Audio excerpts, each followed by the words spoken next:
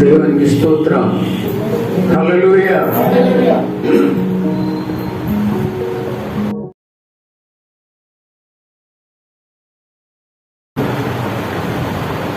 పరిశుద్ధుడా, జీవమగల దేవ, జీవాధిపతి, జగద్రక్షక, భూమిని ఆకాశమును సర్వసృష్టిని సృజించిన మా యేసయ్య, నీకు వేలాది వందనాలు, స్తుతులు, స్తోత్రం ప్రభువా.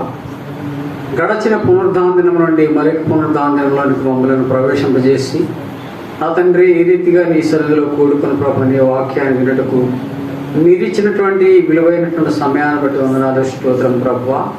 అతను నాయన ఈ దినమును చూడలేక అనేక మంది లోకాన్ని విడిచి వెళ్ళినప్పటికీ మా పట్ల మీ కృపను, ప్రేమను, దయను, కనికరమును చూపించి ప్రభువా మమ్మలను సజీవ లెక్కలో ఉంచినందుకు వేలాది వందనాలు, స్తుతులు, స్తోత్రం మా ప్రభువా. నువ్వు గొప్ప దేవుడవు, ఆశ్చర్యకరుడవు, అద్భుతకరుడవు, ఆలోచనకర్తవు, ఉంచుటకు తండ్రివి, సమాధానకర్త అయినటువంటి దేవుడవు నాయన, స్తోత్రం ప్రభువా. నా తండ్రి నిన్న నేడు నిరంతరము ఏకరీతిగా ఉన్నటువంటి దేవుడవు, నువ్వు ఉన్నవాడవు, అన్నవాడవు దేవా, నీకు వేలాది వందనాలు, స్తోత్రం ప్రభువా. ప్రత్యేకంగా దినము నీకు వాక్యాన్ని బోధిస్తూ ఉండగా దేవదాసుడు నన్ను జ్ఞాపకం చేసుకొని నీ ఆత్మతో నింపి అతను పెదవులను మూర్తి ప్రభాతాన్ని అయ్యా, అతను ఆయన వాక్యాన్ని బోధించడానికి కావాల్సిన జ్ఞానమును నాకు అనుగ్రహించండి. నీ బిడ్డలైన వారిని ప్రభాతం తండ్రి, బిడ్డలందరూ కూడా ప్రభావాన్ని యొక్క వాక్యాన్ని వినుటకు ఆసక్తిని కానపరచండి దేవా, స్తోత్రం. వినుటకు నా తన ఆసక్తిని కానపరిచినట్లు సహాయం చేయండి. వినగల సేవలను గ్రహించగల హృదయమును దాయించండి, స్తోత్రం ప్రభు. ఆరాధన అంతట్లో మీరు తోడుగా ఉన్నారు. పాటల యందును వాక్య భాగముందును మీరు తోడుగా ఉంటూ ఉన్నందుకు వేలాది వందనాలు, స్తోత్రం ప్రభు. ఎంతవరకు పాటల్లో మీరు ఉన్నారు ప్రభు, నేను మహింపరిచారు దేవా. ప్రతి బిడ్డను దీవించండి, ఆశీర్వదించండి దేవా, స్తోత్రం. వాక్యాన్ని బోధిస్తుండగా నీ పరిశుద్ధాత్మ శక్తిని ప్రతి బిడ్డపై కుమ్మరించి ప్రభువా ఈ యొక్క వాక్యాన్ని విని ఆత్మ మేలు పొందుకున్నట్లు సహాయం చేయగలని యేసయ్య శ్రేష్టమైన నామములో ఈ చిన్ని మనవులను అడిగి వేడుకుంటున్నాం మా పరమ తండ్రి, ఆమేన్.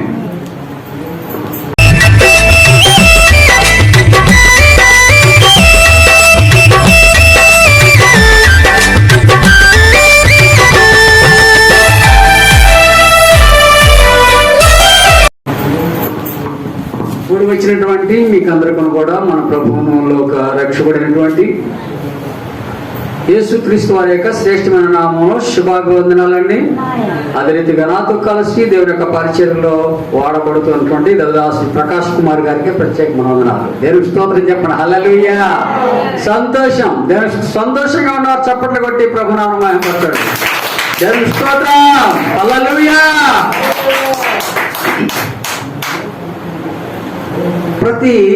మరి నేను ఈరోజు మాట్లాడబోయే అంశం ప్రార్థన. ప్రార్థన ప్రతి ఒక్కరికి కూడా అవసరం కదండి.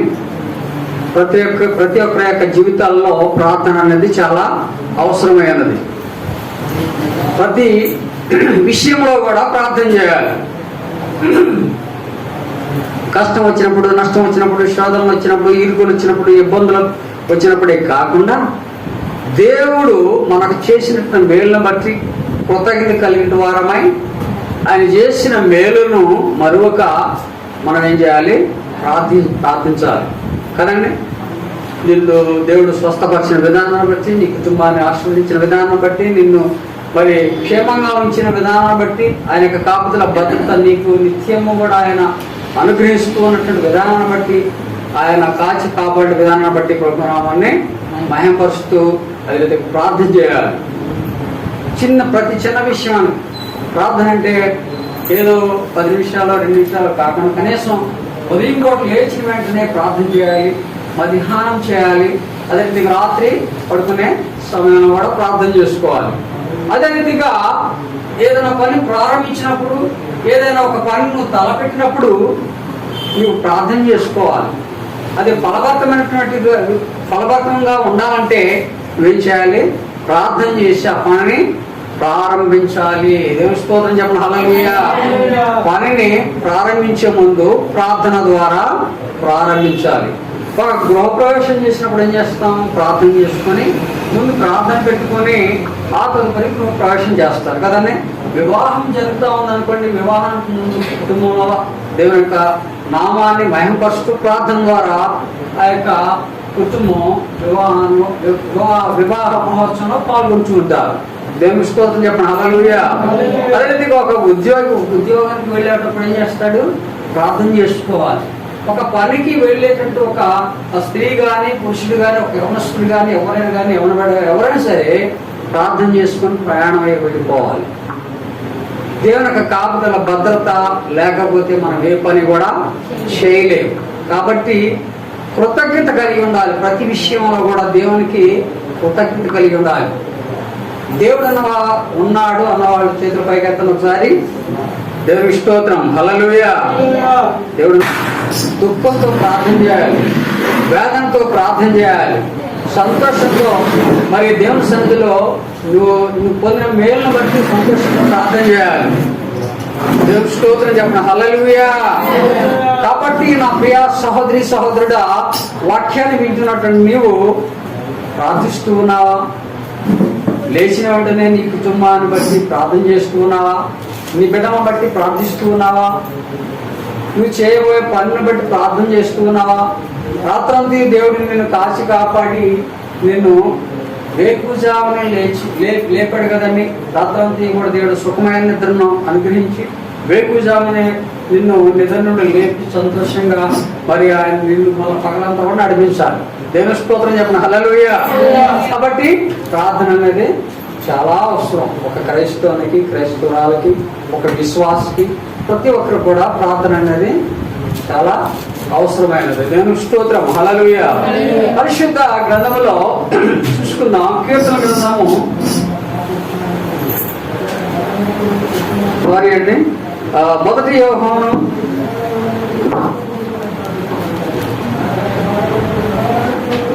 5వ అధ్యాయము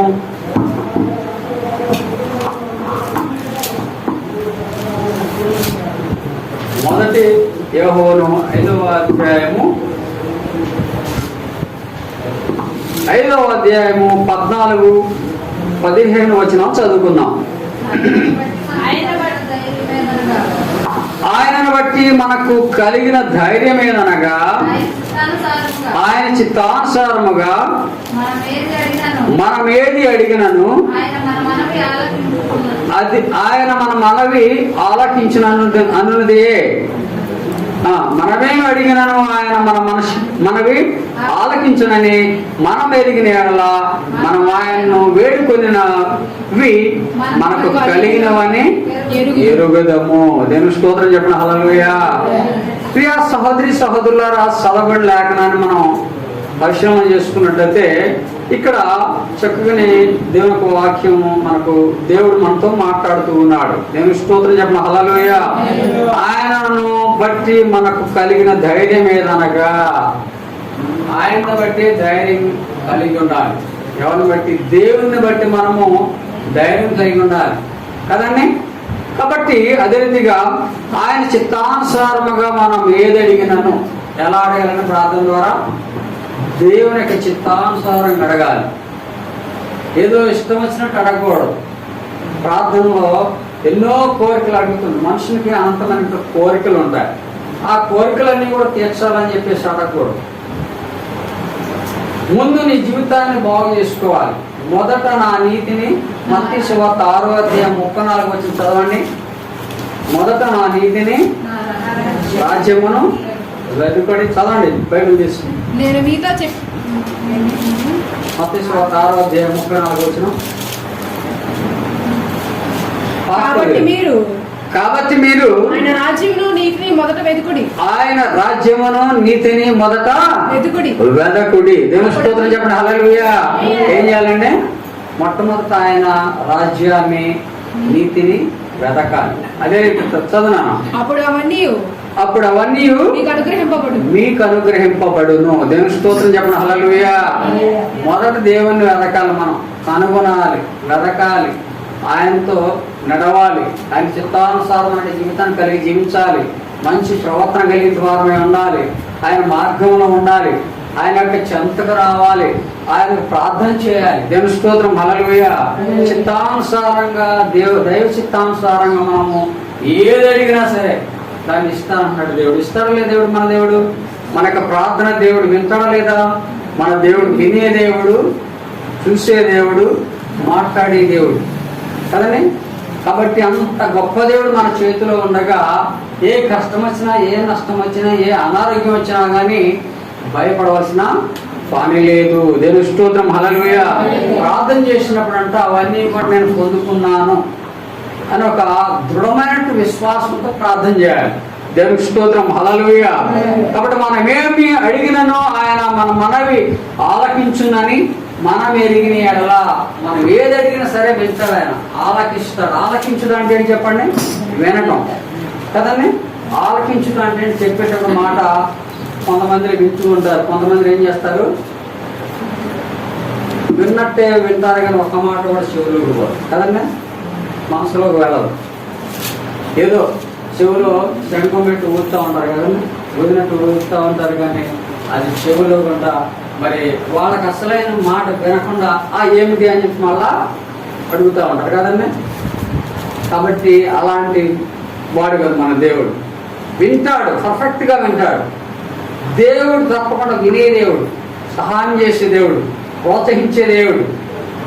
నీకు ఏ అవసరమైనా, ఏ కష్టం వచ్చినా, ఏది వచ్చినా సరే ప్రార్థన ద్వారా నువ్వు అడిగినట్టు. ప్రార్థన అంటే ఏంటి? దేవునితో ముచ్చటించుట, దేవుని గోజాట, దేవునికి విజ్ఞాపనలు చేయుట, దేవునికి విన్నపములు చేయుట. కాబట్టి ప్రార్థన ద్వారా మనము అనేకమైనటువంటి మేలు పొందుకుంటాం. ప్రతి విషయంలో కూడా ప్రతి ఒక్కరు కూడా అంటుంటారు, నాకు సమస్య ఉన్నదయా, ఈ పరిస్థితిలో ఉన్నాను, నేను ఈ కష్టంలో ఉన్నాను, ఈ నష్టంలో ఉన్నాను, ప్రార్థన చేయండి అయ్యగారు అంటుంటారు. లేకపోతే ప్రార్థన చేయమ్మా అంటారు. ఒక సేవకునికి నీ కష్టం వచ్చినప్పుడు సేవకుడు ప్రార్థన చేస్తాడు, అదే రీతిగా మనం కూడా చేసుకోవాలి. అయ్యగారు చేస్తాడు కదా అని చెప్పి మనం అనుకుంటే ఎట్లా చెప్పండి? కష్టం వచ్చింది ఎవరికి, రోగం వచ్చింది ఎవరికి, అవసరం ఎవరికి, మనకు కదండి. మన అవసరం బట్టి మనం కూడా ప్రార్థన చేయాలి, అదే రీతిగా సేవకుడు కూడా ప్రార్థన చేయాలి. అవునా కదండి? అందరూ కలిసి ప్రార్థన చేయాలి. సంఘము అంతా కూడా కలిసి ప్రార్థన చేసినట్లయితే గొప్ప అద్భుత కార్యము మనం చూస్తాం. దేవుని స్తోత్రం, హల్లెలూయా. వేడుకొని మనకు కలిగినవని ఎరుగుదము. దేవుని స్తోత్రం, హల్లెలూయా. అవన్నీ కూడా మనకు దేవుడు అనుగ్రహించాడు అనే ఒక విశ్వాసంతో మనం అనుగ్రహిస్తాడు, సహాయం చేస్తాడు. నా దేవుడు నాకు కన్నీటిని తుడుస్తాడు, నా బాధను తుడుస్తాడు, తీసివేస్తాడు, నాకు సహాయం చేస్తాడు దేవుడు అనే దృఢమైన విశ్వాసంతో ప్రార్థన చేయాలి. దేవునికి స్తోత్రం చెప్పండి, హల్లెలూయా. అదే రీతిగా హెబ్రీయులకు రాసిన పత్రిక పౌలు హెబ్రీయులకు రాసిన పత్రిక 4వ అధ్యాయంలో కూడా ఇక్కడ మాట ఉన్నది. 14-16 చూడండి.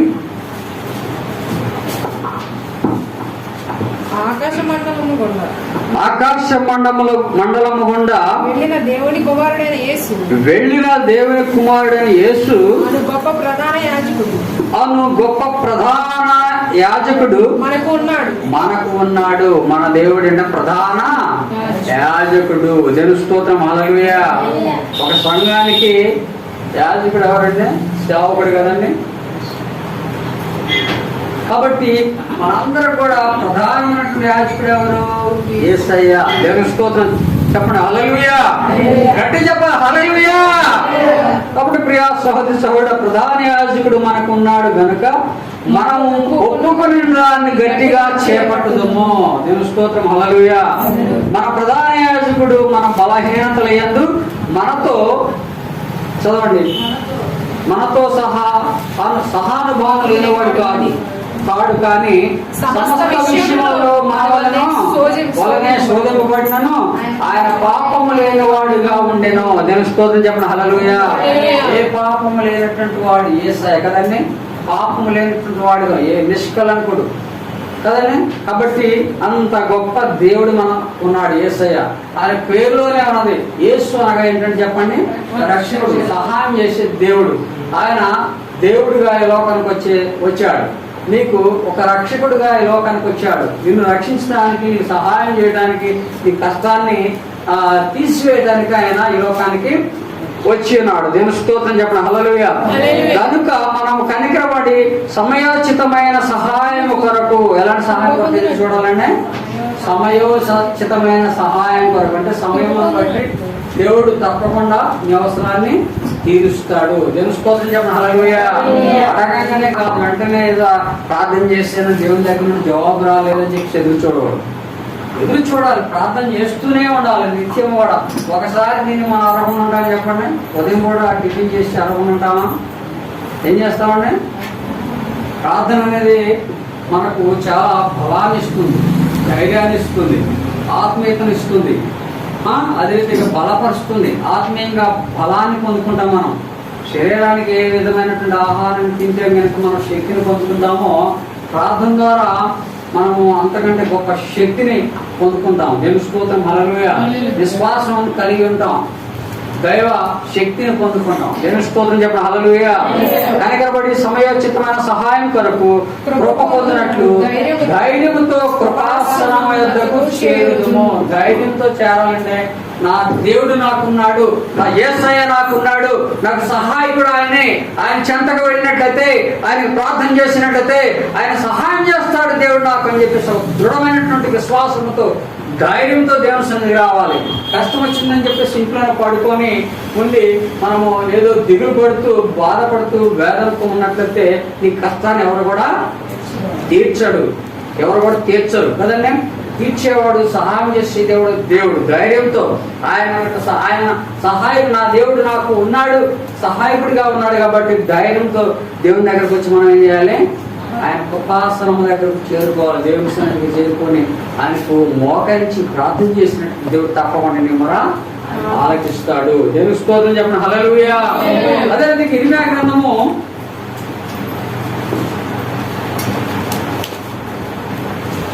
ఇర్మీయా గ్రంథము 29వ అధ్యాయము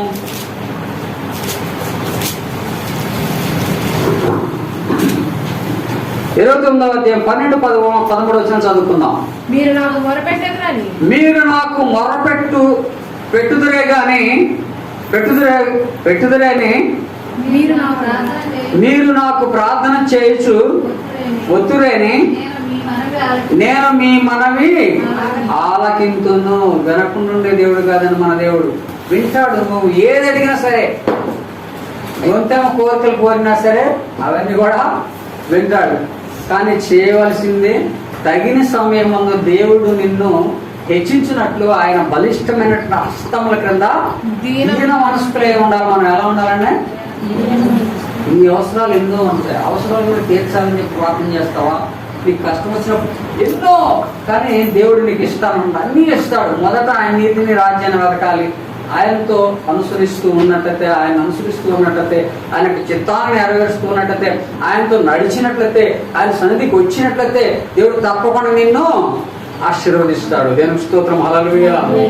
ఫలభరితమైనటువంటి జీవితాన్ని ఇస్తాడు. ప్రార్థనా కనుక నిత్యం కూడా ఎడతెక్కకుండా ఉదయమును, సాయంకాలమును, మధ్యాహ్నమును అదే రీతిగా చేసినట్లయితే, ప్రార్థన చేసినట్టు దేవుడు తప్పకుండా నీ యొక్క మనవి ఆలకిస్తాడన్నాడు. దేవుని స్తోత్రం చెప్పండి. హల్లెలూయా.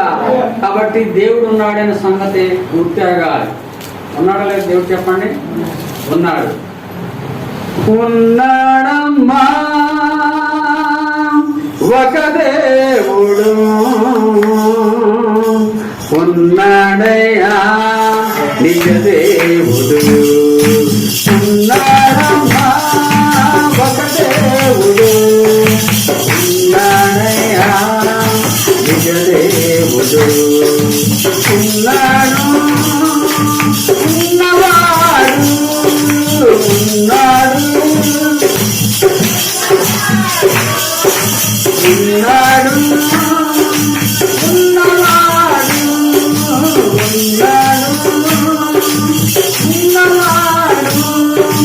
ఉన్నాడు, ఉన్నాడు, ఉన్నాడు, ఉన్నాడు, ఉన్నాడు, ఉన్నాడు, ఉన్నాడు, ఉన్నాడు, ఉన్నాడమ్మా.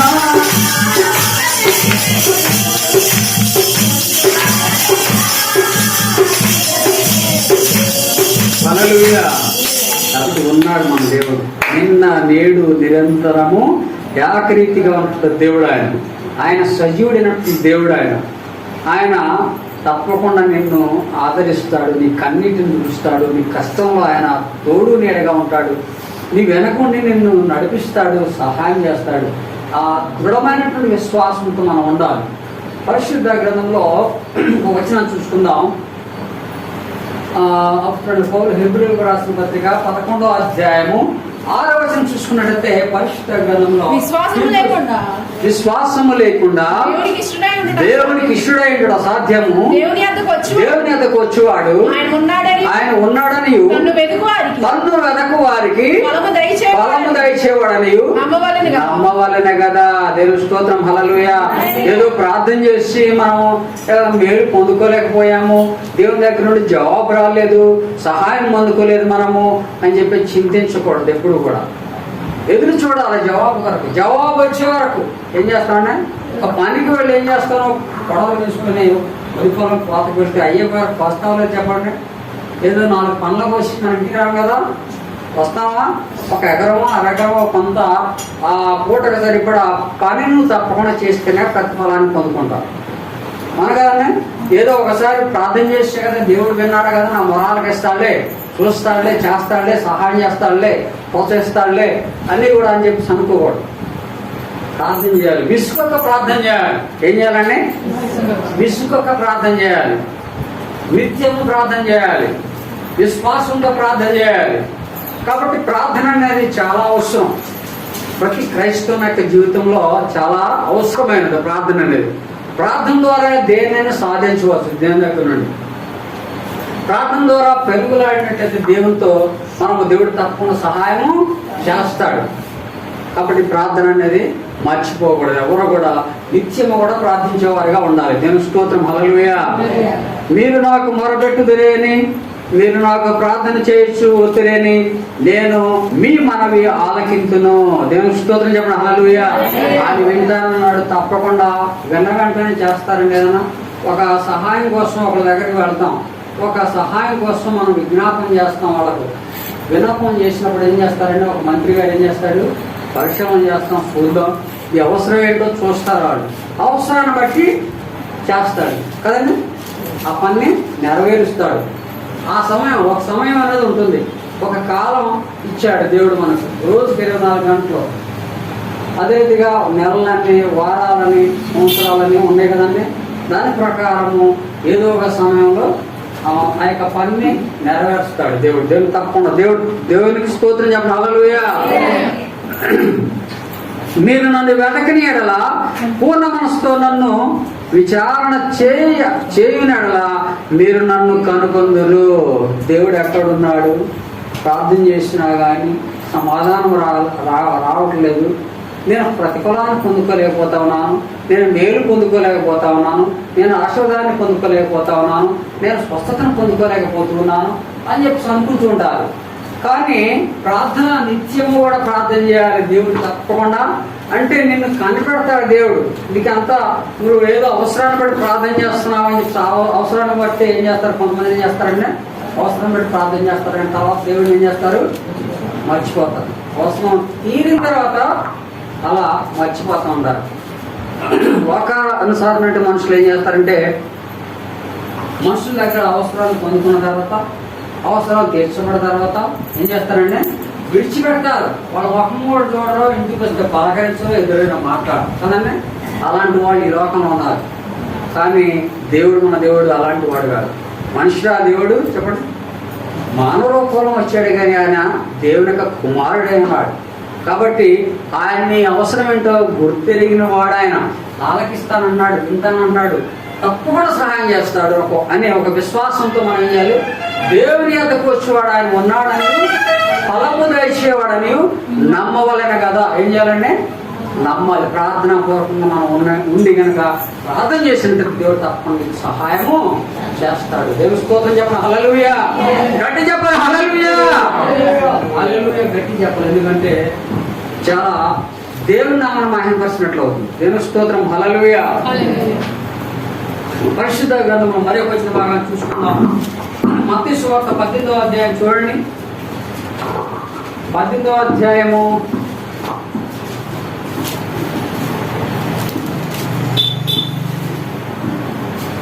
వచ్చిన భాగం చదువుకుందాం. 18వ అధ్యాయము 20వ వచనం చదవండి దయచేసి. ఏలయనగా ఏలయనగా ఇద్దరు ముగ్గురు నా నామమున నా నామమున ఎక్కడ కూడి ఉందరో అక్కడ నేను వారి మధ్యన ముందునని చెప్పాను. దేవుని స్తోత్రం చెప్పండి. హల్లెలూయా. ఎక్కడ ఇద్దరు ముగ్గురు నా నామమున ప్రార్థన చేస్తారో ఏమన్నాడు ఆయన? యేసయ్య ఏమన్నాడు? ఎక్కడ ఇద్దరు ముగ్గురు నా నామమున ప్రార్థిస్తారో, నా నామాన్ని హెచ్చిస్తారో, నన్ను జ్ఞాపకం చేసుకుంటారో, నాకు ప్రార్థన చేస్తారో వారి మధ్యనేమో ఉంటానని సెలవిస్తూ ఉన్నాడు. నేను స్తోత్రం చెప్పడం. హల్లెలూయా. ఇంటి దగ్గర నువ్వు ఒక్కడిగా ఉండొచ్చు, ఎక్కడైనా పొలంలోకి వెళ్ళినప్పుడు నువ్వు ఒక్కడిగా ఉండవచ్చు, ప్రయాణంలో ఒక్కడిగా ఉండొచ్చు. కానీ ఆ సమయంలో ఒక్కసారి చిన్న ప్రార్థన చేస్తున్నాం మనస్ఫూర్తిగా కదండి. లోక సంబంధమైన వాటి కొరకు మన సమయాన్ని ఎంతో హెచ్చిస్తూ ఉంటాం. టీవీ చూడటానికి హెచ్చిస్తూ ఉంటాం. మన సొంత పనులకి ఎంతో సమయాన్ని హెచ్చిస్తూ ఉంటాం కదండి. ఒక దినము దేవుని సన్నిధిలో గడుపుతా 1000 దినముల కంటే శ్రేష్టం. అవును కదండి. ఒక్క గంట కూడా కూర్చొని దేవుని వాక్యాలు వినడానికి ఆసక్తి కనపరచలేదు. దినాలు చూస్తా ఉంటే ఏది ఎప్పుడు ముగిస్తాడా అని చెప్పి ఎదురు చూస్తూ ఉంటారు కదండి. అయ్యగారు ఎప్పుడు ఆపుతారు, ఎప్పుడు ఇంటికి వెళ్ళాలో. అప్పుడు ఇంటి దగ్గర చక్కని ఆహారం, వంట పదార్థాలు తయారు చేసిన ఆహారాన్ని దాని కొరకు ఎదురు చూస్తూ ఉంటాం. లేకపోతే ఏదో పని మీద ఎదురు చూస్తూ ఉంటాం. అటు వెళ్ళాలి, ఇటు వెళ్ళాలని. కానీ దేవుని మీద ఆసక్తితో కనుక అడగాలి. ఎలా అడగాలండి? ఆసక్తితో అడగాలి. దేవుని స్తోత్రం. హల్లెలూయా. ఇక్కడ చూడండి, కొద్దిగా పై వచ్చిన చదువుకుందాం. 20వ అధ్యాయంలో 18వ అధ్యాయంలోనే 19 నుంచి చదవండి. మరియు మీలో ఇద్దరు తాము వేడుకొను దేని గురించి భూమి మీద ఏకీభవించిన ఎడల అది పరలోకమందున్న నా తండ్రి వలన వారికి ఏకీభవించడం ఏంటంటే ఇద్దరు కలిసి ప్రార్థన చేయడం, ముగ్గురు కలిసి ప్రార్థన చేయడం, నలుగురు కలిసి ప్రార్థన చేయడం, 10 మంది కలిసి ప్రార్థన చేయడం, గుంపులతో ప్రార్థన చేయడం కదండి. అందరూ కలిసి. ఒక వ్యక్తికి అనారోగ్యం అన్నప్పుడు ఏం చేయాలి? మనం ఇంటికి వెళ్ళి ప్రార్థన చేయాలి కదండి. కొబ్బరి నూనె తీసుకొని ప్రార్థన చేసి దాని ద్వారా తనకున్నట్టు విశ్వాసాన్ని బట్టి ఆ యొక్క వ్యక్తి రక్షింపబడతాడు. దేవుని స్తోత్రం చెప్పండి. హల్లెలూయా.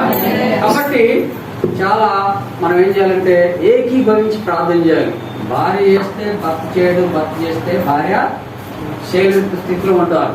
తల్లిదండ్రులు ప్రార్థన చేస్తూ ఉంటారు, పిల్లలు ఏం చేస్తూ ఉంటారు? టీవీ చూస్తూ ఉంటారు కదండి. అవును కదండి. కాబట్టి ఒక కుటుంబంలో నలుగురింటి ఒకళ్ళే ప్రార్థనకు వస్తారు, మిగతా వాళ్ళు ఇంటిలాగా ఉంటారు. మరి మిగతా వాళ్ళ సంగతి ఏంటి? ఒకవేళ ఈ క్షణమంది హఠాత్తుగా ఈ దినాల్లో చూస్తూ ఉంటాం. భయంకరమైన దినాల్లో కొన్నాం. ఏ దినము ఏం జరుగుతూ ఉందో కూడా దినములు చెడ్డవి కనుక మా ఎఫెసీయులకు రాసిన పత్రిక 5వ అధ్యాయం 14 చదవండి ఒకసారి. చదవండి బైబిల్ నుంచి. 5వ అధ్యాయం 14 వచ్చింది చదవండి. చదవండి. దినములు చెడ్డవి గనక మీరు సమయమును పోనీక సద్వినియోగం చేసుకొనుచు అజ్ఞానం వల్లే కాక జ్ఞానం వల్లే నడుచుకుని. హల్లెలూయా. ఎలా ఉండాలండి? దినములు చెడ్డవి. ఏ సమయంలో ఏం జరుగుతూ ఉంది ఎవరికి కూడా తెలియదు. ఈ సమయంలో ఒకవేళ ప్రాణం పోయిందనుకోండి, ఒక కుటుంబంలో అందరు పోయిన ఉన్నారండి. ఒక పెళ్ళికి పోతా కారు మీద పోతా ఉన్నారు అనుకోండి. హఠాత్తుగా కారుకి యాక్సిడెంట్ అయింది అనుకోండి. నలుగురు ఉన్నారంటే నలుగురు పోతారు లేదా? కాబట్టి చనిపోతే ఎక్కడికి వెళ్ళాలి? దేవుని దగ్గరికి వెళ్ళాలి. ఎక్కడికి వెళ్తారు? నలుగురిలో ఇద్దరే నమ్ముకుని ఇద్దరు నమ్ముకోకపోతే పర్వతానికి వెళ్ళగలరా? వెళ్ళలేదు. కాబట్టి ఏం చేయాలి? ప్రార్థన చేయాలి. అందరూ నీతో పాటుగా నీ కుటుంబ సభ్యులందరూ కూడా ప్రార్థనకు కోరుకుని వచ్చే వారికి మనము ఉండాలి. దేవుని స్తోత్రం. హల్లెలూయా. అదే రీతిగా పరిశుద్ధ గ్రంథంలో మార్కు సువార్త 11వ అధ్యాయము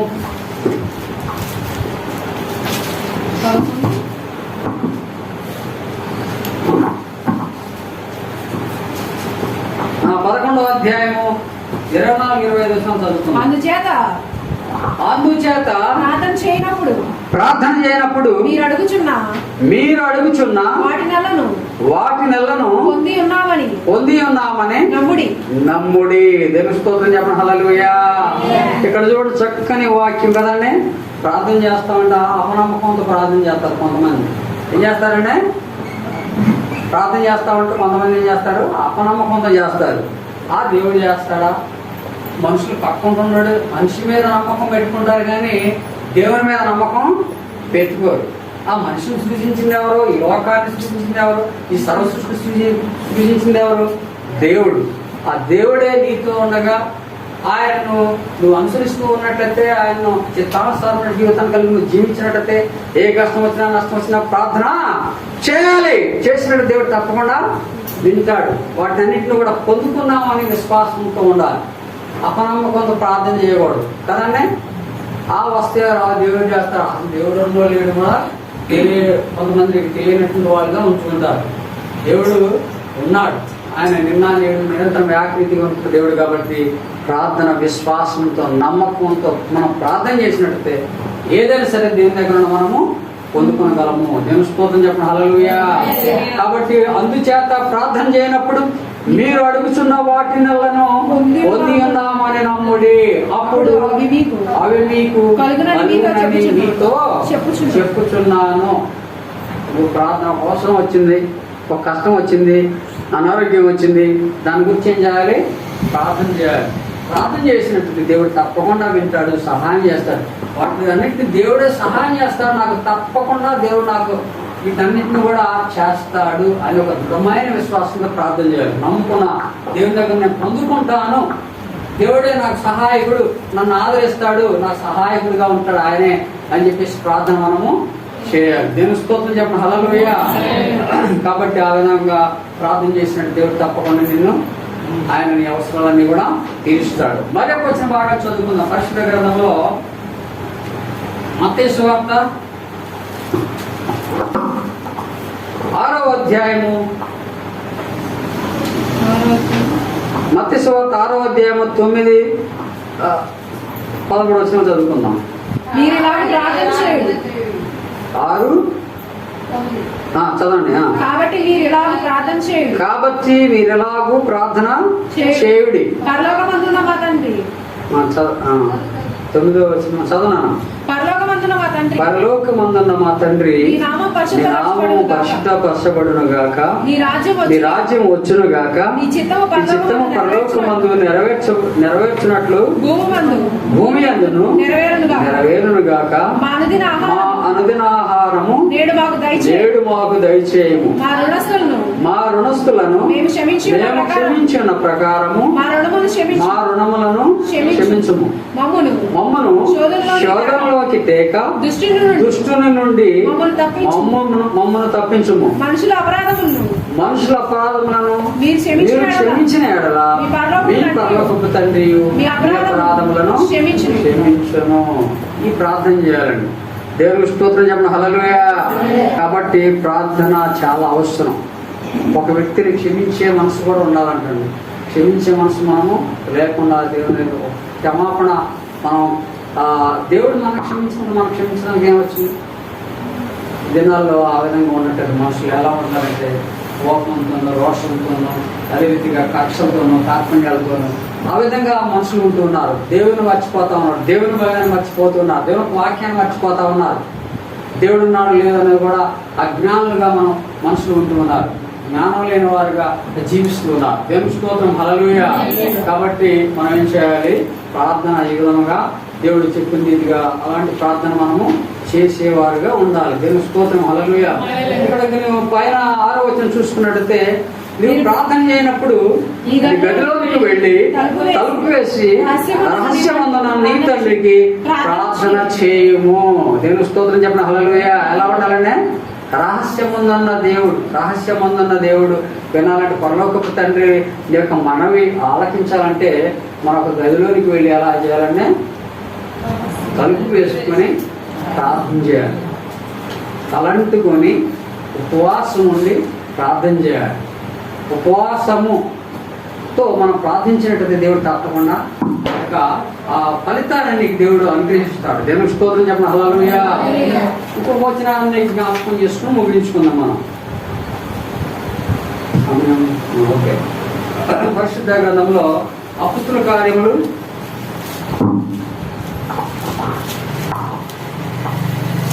16వ అధ్యాయము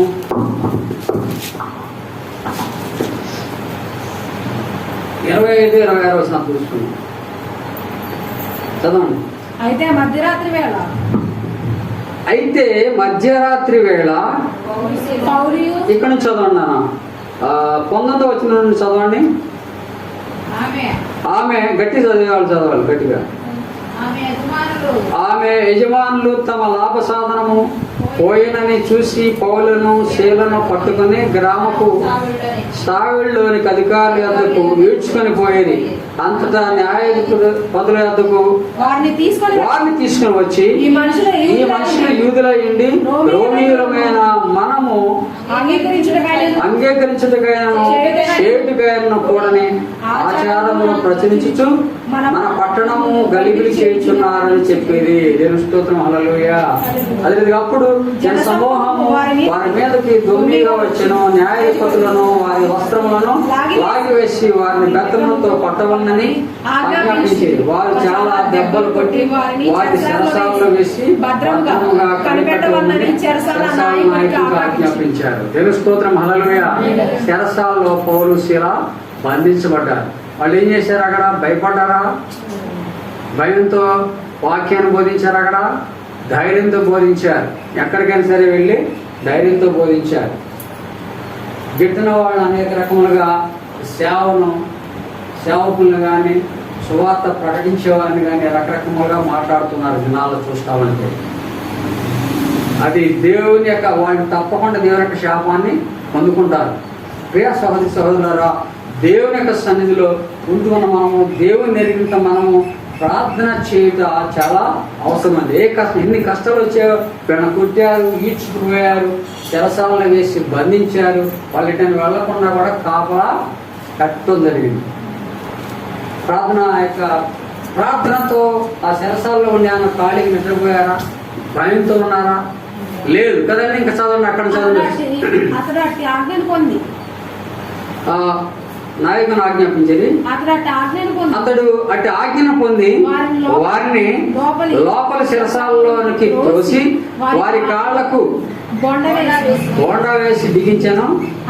అయితే మధ్యరాత్రి వేళ పౌలును శీలయు దేవునికి ప్రార్థించుచు కీర్తన పాడుచుండిరి. దేవుని స్తోత్రం చెప్పడం. హల్లెలూయా.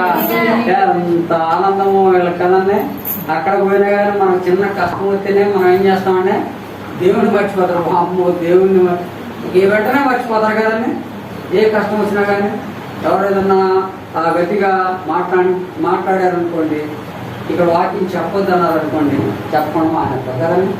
కానీ వాళ్ళు మాత్రం ధైర్యంగా ఉన్నారు. చూడండి, అంత భక్తి కలిగిన వారు, ఎంత భయం కలిగిన వారు, దేవుడు అంటే అంత విశ్వాసం కలిగిన వారు. చూడండి, ధైర్యంగా వాళ్ళు ఉన్నారు. బంధించారు కదా అని చెప్పేసి మేము ఇక్కడే ఉంటాము అని ఆహారం కూడా లేకుండా దిక్కుతో స్థితిలో ఉన్నారు కదండి. ఒక వ్యక్తిని బంధించి జైల్లో వేసినప్పుడు మనం మామూలుగా ఇది బైబిల్లో ఒక వచనం కాబట్టి ఇది మామూలుగా ఒక వ్యక్తిని పట్టుకుని వెళ్తేనే పోలీసులు వస్తేనే కాదు కదా లాడిపోతారు. కానీ వీళ్ళను పట్టడం జరిగింది, ఈడ్చుకుపోవడం జరిగింది, జైల్లో పెట్టడం జరిగింది. వాళ్ళనే అదే రీతిగా వాళ్ళ కుండి కూడా ధైర్యంతో ఉన్నారు కానీ భయపడిపోలేదు. ఏ సమస్య వచ్చినా సరే వాళ్ళు ప్రార్థన చేసేది తప్పితే ఏ మాత్రం కూడా భయపడలేదు. దేవునికి స్తోత్రం చెప్పండి. హల్లెలూయా. దేవునికి ప్రార్థించు కీర్తన పాడుచుండరి. ఖైదీలు నిలుచుండరి. అబ్బా ఎలా అంటే ఆ ఖైదీలు కూడా వింటా ఉన్నారంట. అక్కడ వాళ్ళతో పాటు బంధించబడిన ఖైదీలు కూడా వాళ్ళు పాడే పాటలు చెప్పే వాక్యం చక్కగా వింటూ ఉన్నారట. దేవుని స్తోత్రం చెప్పండి. అప్పుడు అకస్మాత్తుగా భూకంపము కలిగాను, చెరసాల పునాదులు అదిరిను, వెంటనే తలుపులన్నీ తెలుసుకున్నాను, అందరి బంధకములు ఊడెను. అంతలో చెరసాల నాయకుడు మేల్కొని చెరసాల తలుపులన్నీ తెలిసినట్టు చూసి ఖైదీలు పారిపోయారనుకొని కత్తి చూసి తను తాను చంపుకున్నా పోయాను. దేవుని స్తోత్రం. హల్లెలూయా. చక్కగా వీళ్ళు ఏం చేస్తా ఉంటే పారిపోయారా? అక్కడ గొప్ప భూకంపం జరిగిందంట, ఒక అద్భుత కార్యం జరిగింది, దేవుని యొక్క మహిమ జరిగింది అక్కడ. దేవుని యొక్క మహిమ అక్కడ దేవుడు ఒక గొప్ప కార్యము చేశాడు. ఆ యొక్క శరసాల తలుపులన్నీ కూడా తీయబడ్డాయి. అదే రీతిగా వాళ్ళకి వేసినటువంటి బేడులన్నీ కూడా, ఆ యొక్క బంధకములన్నీ కూడా ఊడిపడ్డాయి. అన్నీ కూడా ఎంతో శరసాల నాయకుడు వేసాడు. చూస్తే అంతా కూడా తలుపులు తీస్తున్నాయి, వీళ్ళంతా పారిపోయారు, ఖైదీలందరూ అనుకున్నారు కదండి, అనుకున్నాడు. కానీ ఏ మాత్రం కూడా వాళ్ళు పోలేదు. దేవుని స్తోత్రం చెప్పండి, హల్లెలూయా. అంతలో శరసాల నాయకుడు మేల్కొని శరసాల తలుపులని తెరచిండుట చూసి ఖైదీలు పారిపోయారు అనుకొని కత్తి చూసి తను చంపుకొని పోయాను. ఏదైనా జరిగితే ఇతనికే మరణ శిక్ష విధిస్తారు. ఏదైనా సరే ఒక శిక్ష అనేది ఇతనికే వేస్తారు. ఆ బంధింపబడిన వారిని జాగ్రత్త చేయాలి. దేవుని స్తోత్రం చెప్పండి, హల్లెలూయా. అంతలో శరసాల అప్పుడు పౌలు నువ్వు ఏ హాని చేసుకునవద్దు, మేమందరం ఇక్కడనే ఉన్నామని బిగ్గరగా చెప్పాను. దేవుని స్తోత్రం చెప్పండి, హల్లెలూయా.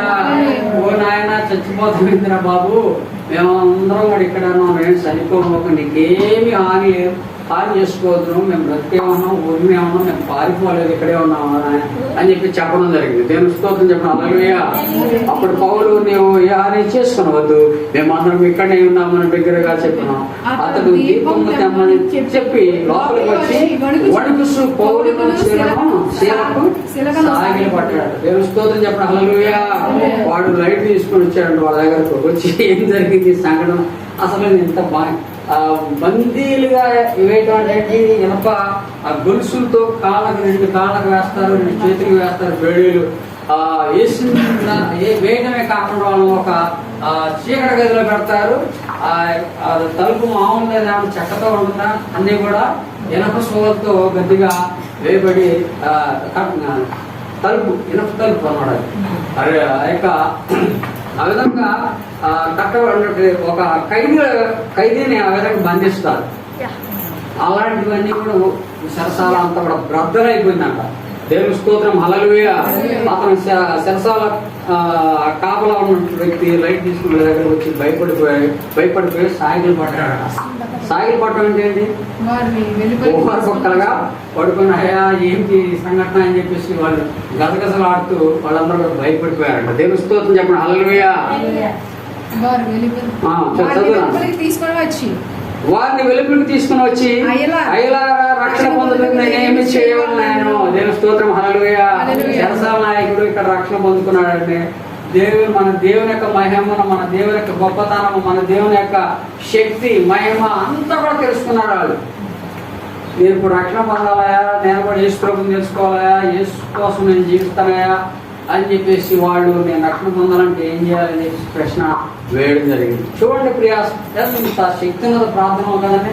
వాళ్ళు కేవలం ప్రార్థన చేశారు, పాటలు పాడారు, ప్రార్థన ద్వారా వాళ్ళు గొప్ప కార్యం అక్కడ చూశారు. దేవుని స్తోత్రం, హల్లెలూయా.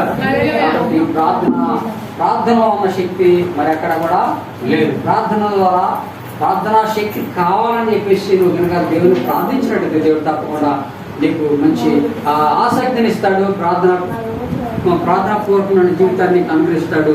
తప్పకుండా దేవుని యొక్క మేలులు ఆ యొక్క దేవుని దగ్గర దేవుడు ఉచితంగా నీకు ఇచ్చే ఆ యొక్క నిండానే వెంటనే నీవు పొందుకోవాలనుకున్నట్టు ప్రార్థన నిత్యము కూడా మరి ఉదయం కూడా సాయంత్రము మధ్యాహ్నము నిత్యము కూడా మనము ప్రార్థించేవారు ఉన్నట్టయితే ఏ విషయం వచ్చినా, ఏ కష్టం వచ్చినా, ఏ శోధన వచ్చినా ప్రతి విషయంలో కూడా మనం ప్రార్థన చేసినట్టయితే దేవుడు తప్పకుండా మనకు సహాయం చేస్తాడు. కాబట్టి ప్రార్థన చేసినట్టయితే నువ్వు అభివృద్ధి చేరుతావు, నీ జీవితం అంతా కూడా బాగుపడుతుంది. దేవుడికి మాటలు దీవించి ఆశీర్వదించును గాక. ఆమేన్.